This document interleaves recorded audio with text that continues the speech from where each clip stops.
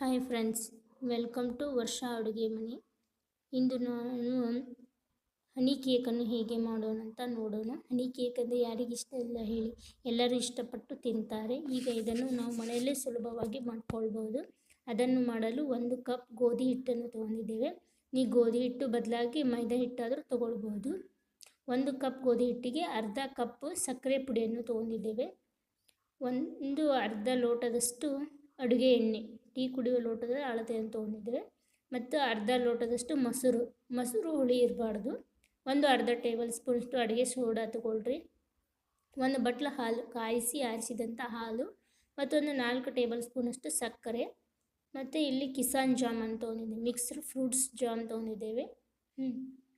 ಇದು 4-5 ಟೇಬಲ್ ಸ್ಪೂನಷ್ಟು ಬೇಕು. ಮತ್ತು ಹನಿ ಕೇಕ್ ಅಂದಮೇಲೆ ಹನಿ ಬೇಕೇ ಬೇಕಲ್ವಾ.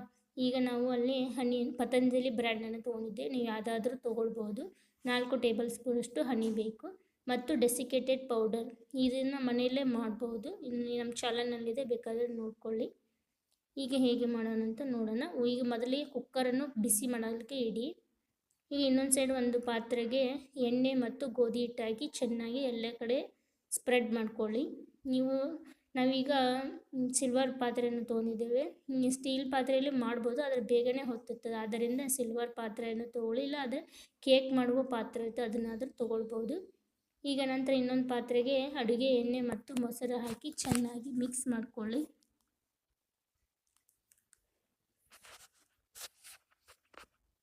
ಇದು ಮಿಕ್ಸ್ ಆದ ನಂತರ ಈಗ ಇದಕ್ಕೆ ಸಕ್ಕರೆ ಪುಡಿಯನ್ನು ಹಾಕ್ಕೊತಾ ಇದ್ದೇವೆ. ಸಕ್ಕರೆ ಪುಡಿ ಹಾಕ್ಕೊಂಡು 1-2 ನಿಮಿಷ ಚೆನ್ನಾಗಿ ಸರಿಯಾಗಿ ಮಿಕ್ಸ್ ಮಾಡ್ಕೊಳ್ಳಿ.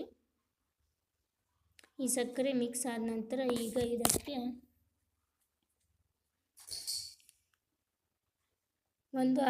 ಅರ್ಧ ಟೇಬಲ್ ಸ್ಪೂನಷ್ಟು ಅಡುಗೆ ಸೋಡಾನ ಹಾಕ್ಕೊಳ್ಳಿ.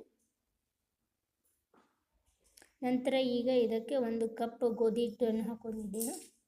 ನೀವು ಮೈದಾ ಹಿಟ್ಟಿನಿಂದ್ರೂ ಮಾಡ್ಬೋದು.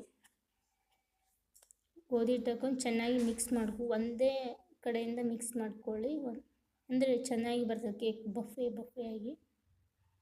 ನಂತರ ಈಗ ಇದಕ್ಕೆ ಸ್ವಲ್ಪವೇ ಹಾಲು ಹಾಕೊಂಡು ಚೆನ್ನಾಗಿ ಮಿಕ್ಸ್ ಮಾಡ್ಕೊಳ್ಳಿ. ನೋಡಿ, ಈ ರೀತಿ ಆಗಿರಬೇಕದು.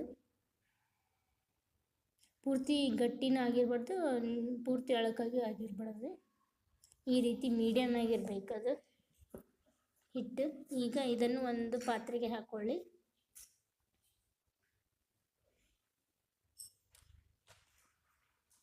ಈಗ ಇಲ್ಲಿ ಕುಕ್ಕರಿಗೆ ನಾವು ಹರಳುಪ್ಪನ್ನು ಹಾಕ್ಕೊಂಡಿದ್ದೇವೆ. ನೀವು ಸಣ್ಣ ಉಪ್ಪಾದರೂ ಹಾಕ್ಕೋಬೋದು, ಇಲ್ಲಾಂದರೆ ಪಾತ್ರೆ ಇಡುವ ಸ್ಟ್ಯಾಂಡನ್ನಾದರೂ ಇಟ್ಕೊಳ್ಬೋದು.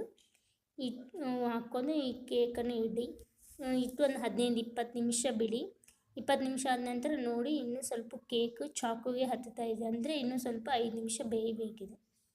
5 ನಿಮಿಷ ಬಿಟ್ಟು ನಂತರ ತಗೊಳ್ಳಿ, ಸರಿಯಾಗಿ ಬಂದಿರುತ್ತದೆ. ಒಟ್ಟು ಟೋಟಲ್ 20-25 ನಿಮಿಷ ಬೇಯಿಸಬೇಕು. ನಂತರ ಆರಲು ಇಡಿ.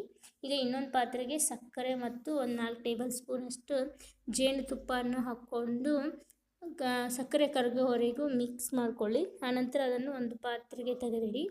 ಅದರಲ್ಲಿ ಸ್ವಲ್ಪ ಸಕ್ಕರೆ ಪಾಕನ್ನು ತಗೊಂಡು ಅದಕ್ಕೆ ಇನ್ನೂ ಸ್ವಲ್ಪ ಕಿಸಾನ್ ಜಾಮ್ ಹಾಕ್ಕೊಂಡು ಕಿಸಾನ್ ಜಾಮ್ ಕರಗೋವರೆಗೂ ಮಿಕ್ಸ್ ಮಾಡಿ.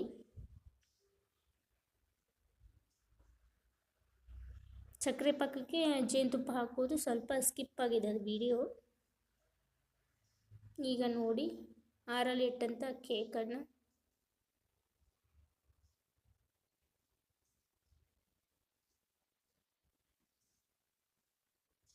ನಂತರ ಈಗ ಇದಕ್ಕೆ ಒಂದು ಸ್ವಲ್ಪ ಟೂತ್ಪಿಕ್ನಿಂದಾಗಿ ಈ ರೀತಿ ಹೋಲ್ಡ್ ಮಾಡಿ, ಅಂದರೆ ಸಕ್ಕರೆ ಪಾಕವನ್ನು ಹಾಕಲಿಕ್ಕೆ ಅನುಕೂಲ ಆಗುತ್ತೆ. ಅಂದರೆ ಈ ಕೇಕು ಸಕ್ಕರೆ ಪಾಕವನ್ನು ಹೀರ್ಕೊಳ್ಬೇಕಲ್ಲ, ಆದ್ದರಿಂದ ಈ ರೀತಿಯಾಗಿ ಮಾಡ್ಕೊಳ್ಳಿ. ನಂತರ ಈಗ ಮಾಡಿಟ್ಟುಕೊಂಡಂಥ ಸಕ್ಕರೆ ಸಿರಪ್ ಮತ್ತು ಇದಕ್ಕೆ ಜೇನುತುಪ್ಪವನ್ನು ಮಿಕ್ಸ್ ಮಾಡಿರ್ತೈತೆ, ಸ್ವಲ್ಪವೇ ಹಾಕ್ಕೊಳ್ಳಿ. ಬ್ರಷ್ ಇದ್ದರೆ ಬ್ರಷಿನ ಸಹಾಯದಿಂದಾದರೂ ಹಾಕ್ಕೊಳ್ಬೋದು.